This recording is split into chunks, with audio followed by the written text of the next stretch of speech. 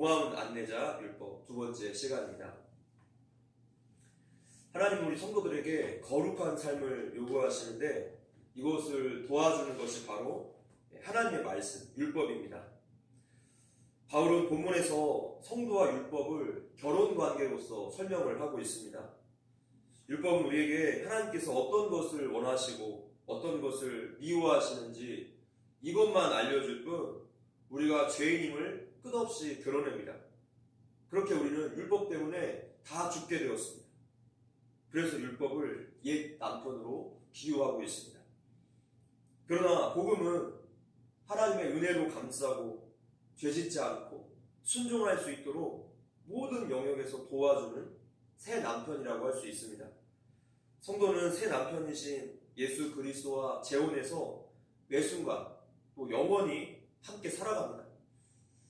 우리의 남편이신 예수님은 우리가 어떻게 살든지 괜찮아, 그렇게 막 살아도 나는 너를 사랑해 라고 그냥 내버려 두시는 분이 절대 아니라는 것이죠.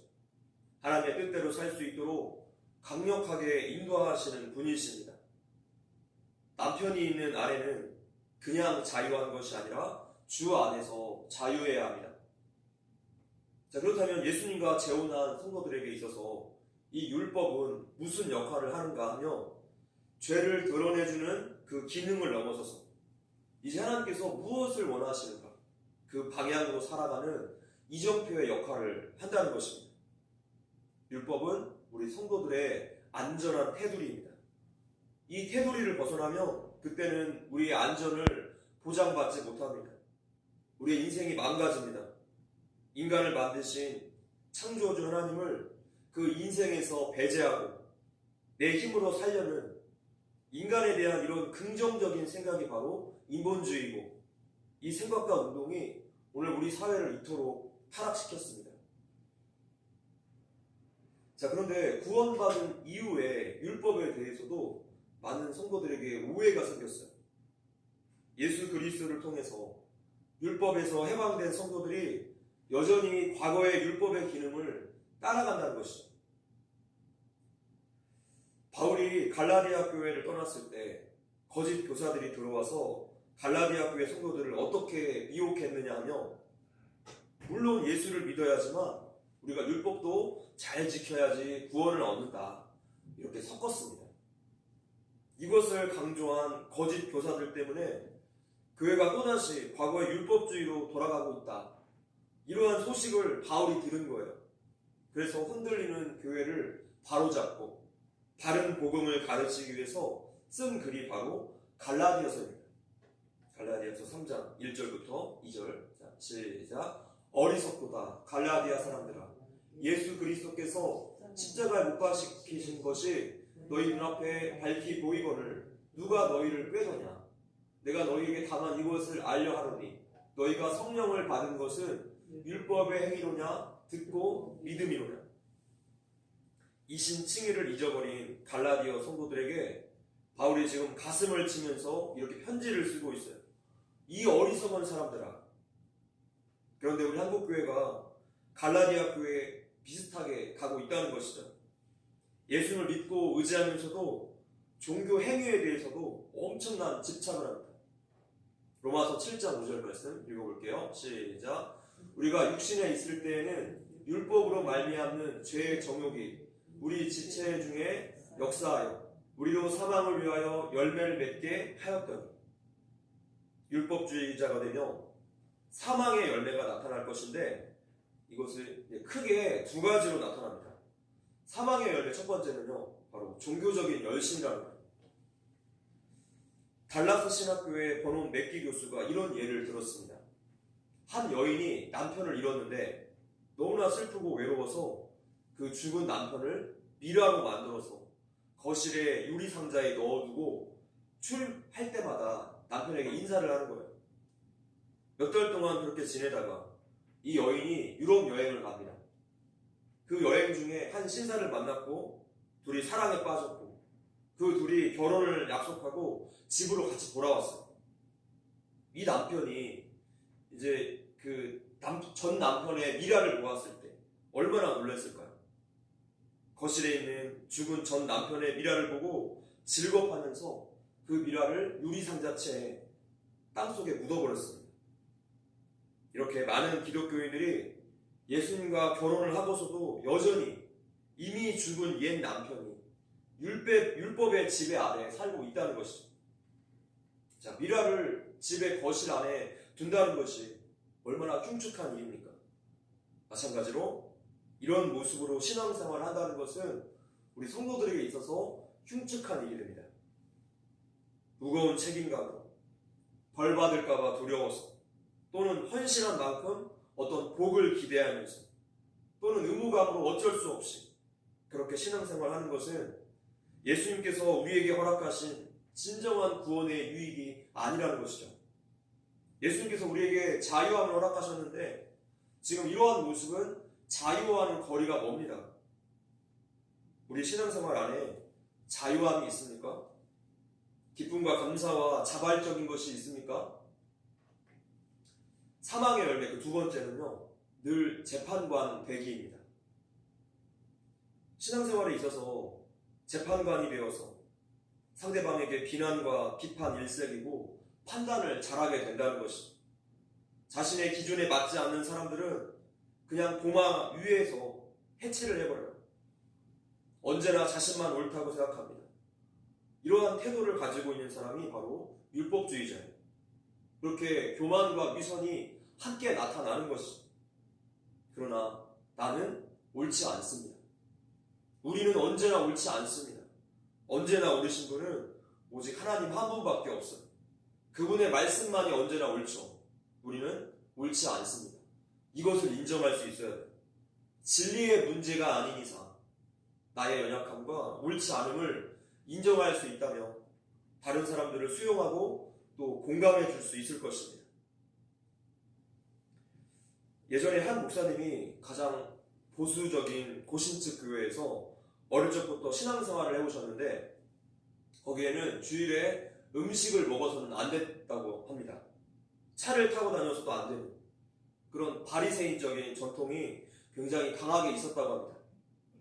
이런 환경에서 신앙생활을 해서 그런지 주일 점심시간에 짜장면을 사먹고 들어와서 오후 예배를 드리는 청년들을 보며 그렇게 속이 타고 속으로 막 욕을 했대요.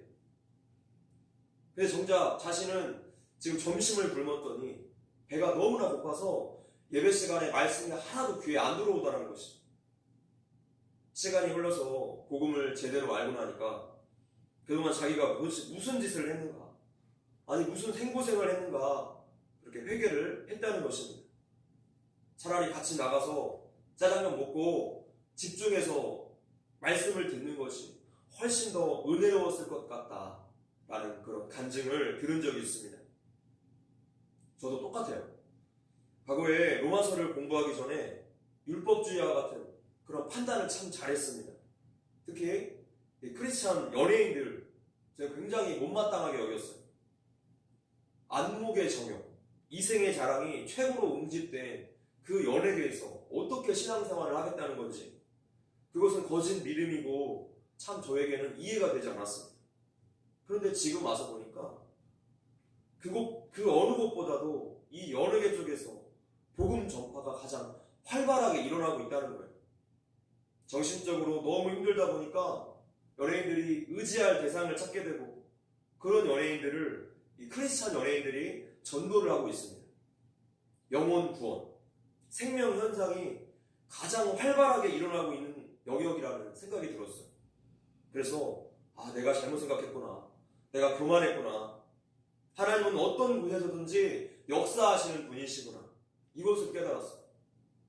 어떻게 보면 이 영적인 싸움이 가장 치열한 곳이 연예계 생활일 것인데 그런 환경 속에서 이를 악물고 신앙을 지키고 있는 그 최전방의 사람들이 정말 존경스럽다라는 생각을 하게 되었습니다. 율법주의자는 결국에 종교적인 괴물이 될 수밖에 없습니다. 마가복음 3장에 바리새인들이 예수님의 사역을 어떻게 받아들였는가를 한번 보십시오. 마가복음 3장 같이 읽어볼게요. 자, 시작. 예수께서 다시 회당에 들어가시니 손 마른 사람이 거기 있는지라. 사람들이 예수를 송사하려 안식일에 그 사람을 고치시는가 엿보고는 예수께서 손 마른 사람에게 이르시되 한가운데 일어서라 하시고 4절 저에게 이르시되 안식일에 선을 행하는 것과 악을 행하는 것 생명을 구하는 것과 죽이는 것 어느 것이 옳으냐 하시니 저희가 잠잠하거늘 저희 마음의 완악함을 근심하사 노하심으로 저희를 둘러보시고 그 사람에게 이르시되 내 손을 내밀라 하시니 그가 내밀매 그 손이 회복되었더라. 아멘. 이것이 예수님의 사랑입니다. 현실의 뿌리 박은 영성, 사랑을 바탕으로 하는 실천이에요. 우리가 영성이라고 말하면 기도 많이 하고 또 성경 많이 읽는 것이 전부라고 생각할 수 있겠는데 이것을 넘어서서 그 삶과 성품이 곧 영성입니다. 이것이 진짜 영성이죠. 그런데 바리새인들은 어떻게 했습니까? 6절을 보니까 읽어볼게요. 시작. 바리새인들이 나가서 곧 헤롯 왕과 함께 어떻게 하여 예수를 죽일고 의논하니. 신앙이 율법주의에 빠지게 되면 비판적이다 못해 살인자가 됩니다. 말과 생각의 살인자가 되는 것이죠. 더 나아가서 종교전쟁이 곧 그렇습니다. 오늘 본문의 5절처럼 사망을 위해서 열매를 맺게 되었어요. 율법의 근본 정신이 무엇입니까? 하나님 사랑, 이웃 사랑입니다.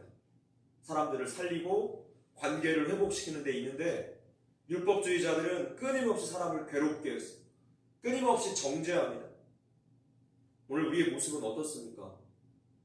율법주의자 같은 그런 모습들이 있지 않습니까? 교만은 율법의 탈을 쓰고 때를 가리지 않고 모든 영역에서 나를 넘어뜨리려고 해요. 우리가 이것을 늘 경계해야 할 것입니다. 이 시대 율법은 하나님의 뜻이 어디 있는지를 알려주는 이정표와 같다고 말씀드렸습니다. 우리가 살아가야 할 삶의 방향을 아주 구체적으로 알려주고 있습니다. 이것을 압축해 놓은 것이 바로 십계명이죠. 그렇기 때문에 우리가 살면서 십계명을 늘 우리 머릿속에 저장해 놓고 순간순간 기억해야 돼요. 그런데 좀 길어서 외우기 쉽지 않죠. 어떨 때는 순서가 뒤죽박죽 될 때도 있습니다. 그래서 제가 쉽게 외우는 방법을 가르쳐 드릴게요. 신의 양부, 살간도, 징탄. 한번 읽어볼게요. 자, 시작. 신의 양부, 살간도, 징탄. 그 핵심되는 단어를 대입합니다. 첫 번째 신. 나 외 다른 신을 섬기지 말라. 우상을 새기지 말라. 이름이죠. 하나님의 이름을 망명되게 일컫지 말라. 안식일을 말하죠. 안식일을 거룩하게 지켜라. 부모를 공경하라. 살인하지 말라. 간음하지 말라. 도둑질하지 말라. 거짓 증거하지 말라. 마지막 이웃의 집을 탐내지 말라. 이렇게 외우시면 금방 외우실 거예요. 신의 양부, 살간도, 징탄. 십계명은 모든 성도의 삶의 이정표입니다. 삶의 주인이 바뀐 성도에게 있어서 율법은 더 이상 억압의 대상이 아니라 고마운 안내자라는 것이죠. 예전에 아이들과 함께 어딘가를 차를 타고 가는데 그날따라 내비게이션이 막 이상한 거예요. 그냥 좋은 길 놔두고 계속 논밭에 있는 그 샛길로만 안내를 해줍니다.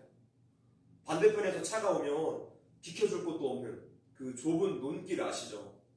그런 길로만 차를 안내해 주는 거예요. 어느 농촌 마을 집들 사이를 막 통과하고 굽이굽이 돌고 또 돌고 계속 이런 길로만 안내해 줍니다. 그렇다고 이 길이 지름길도 아니고 도착 시간이 점점 늘어나요. 오리무중이라는 단어가 딱 맞는 상황이었습니다. 그래서 제가 내비게이션을 끄고 일단 큰 길을 찾아서 간 다음에 목적지까지 이정표를 보고 겨우겨우 찾아간 적이 있었어요. 내비게이션이 고장났거나 아예 없으면 이렇게 생고생을 하게 되는 것이죠. 어쩜 우리의 삶도 이와 마찬가지입니다. 우리 모든 인생들은 다 인생 1회차인지라 초행길일 거예요. 그래서 이정표가 없으면 헛고생합니다. 굳이 안 가도 될 길을 돌아가게 돼요. 우리가 하나님의 말씀, 율법의 도움을 받지 않으며 우리 인생의 방향은 모호해지고 마치 안개 속을 걸어가는 것처럼 오리무중이 되는 것이죠. 시편 말씀에 합독할게요. 시작. 복 있는 사람은 악인의 꾀를 쫓지 아니하며 죄인의 길에 서지 아니하며 오만한 자의 자리에 앉지 아니하고 오직 여호와의 율법을 즐거워하여 그 율법을 주야로 묵상하는 자로다. 하나님의 율법을 통해서 우리는 죄인들의 길에 서지 않고 복 있는 사람의 길로 갈 수 있게 됩니다. 이것이 오늘날 우리 성도들에게 있어서 율법의 역할이에요. 주의 말씀은 내 발의 등이요 내 길의 빛이니이다. 할렐루야. 하나님의 말씀이 없으면 우리의 삶은 곧 어두운 밤길을 아무런 빛도 없이 걷는 것과 똑같습니다. 말씀을 마치겠습니다. 그러므로 이제 그리스도 예수 안에 있는 자에게는 결코 정죄함이 없나니 성도는 율법의 모든 죄책으로부터 해방되었습니다. 우리의 신랑 되신 예수님께서 우리 성도들을 위해서 그 무거운 율법을 완성하셨고 우리를 자유케 하셨기 때문입니다. 그러나 우리는 율법에 상관없이 마음대로 살지 못합니다. 왜냐하면 예수님과 사랑에 빠졌기 때문에. 우리는 우리의 신랑이 기뻐하실 일을 할 수밖에 없어요. 구원받은 성도는 자기 자신을 마음껏 죄짓도록 그렇게 방치할 수 없습니다. 성령님의 그 강한 근심을 우리의 양심을 통해 강하게 느끼기 때문이에요. 결국 성령님 때문에 율법주의자들보다 오히려 율법의 정신을 더 잘 지킬 수 있게 됩니다. 하나님을 사랑하는 것. 이것이 모든 것의 동기가 됩니다. 율법의 정신인 하나님 사랑, 이웃 사랑으로 매일매일 살아가시는 저와 여러분의 삶이 되시기를 주님의 이름으로 기도합니다.